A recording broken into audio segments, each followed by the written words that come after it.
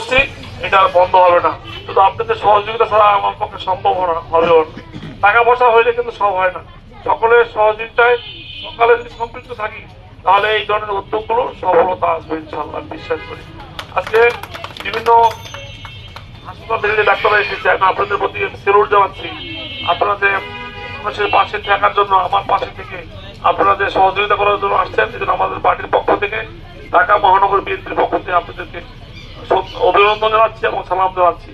আমার পার্টির মহানগরের সভাপতি আহ্বায়ক সাহেব আমিনুল হক সাহেব, উনি কিন্তু সেম প্রোগ্রাম গুলো করে যাচ্ছে ওনার এলাকায়, পল্লবী, মিরপুর, রূপনগর এলাকায় করে যাচ্ছে।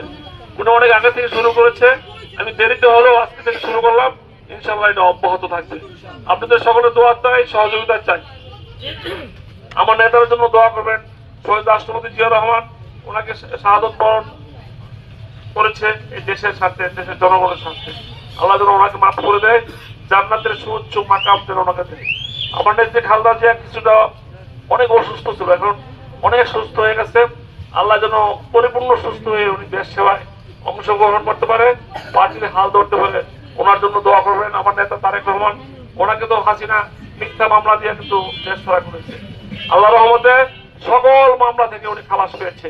অচিরেই দেশে এসে আপনাদের পাশে থেকে জনগণ যারা সামনে বসে আছেন, যারা সেবা নেওয়ার জন্য আসছেন, আপনাদেরকে বলছি, তারেক রহমান সব দেশে এসে আপনাদের পাশে থেকে দেশ সেবা করতে চায়। আপনারা শুধু দোয়া করবেন, দোয়া করলে আল্লাহ কবুল করবে এবং উনি দেশে এসে মানুষের পাশে থেকে মানুষের সেবা করতে চায়, দেশটা পুনর্গঠন করতে চায়, রাষ্ট্র কাঠামো মেরামত করতে চায়, এই আপনাদের মতো সবাইকে নিয়ে উনি সুন্দর একটা বাংলাদেশ করতে চায়। আপনারা সেই দোয়া করবেন এই প্রত্যাশায়। আবারও ডাক্তার ভাইদেরকে এবং বোনদেরকে আমি যারা এসছেন, আপনাদের সবাইকে ঢাকা মহানগর বিএনপির উত্তরের পক্ষ থেকে আমি ধন্যবাদ জানিয়ে আমার সংক্ষিপ্ত কথা শেষ করছি। খোদা হাফেজ, বাংলাদেশ জিন্দাবাদ, আসসালামু আলাইকুম।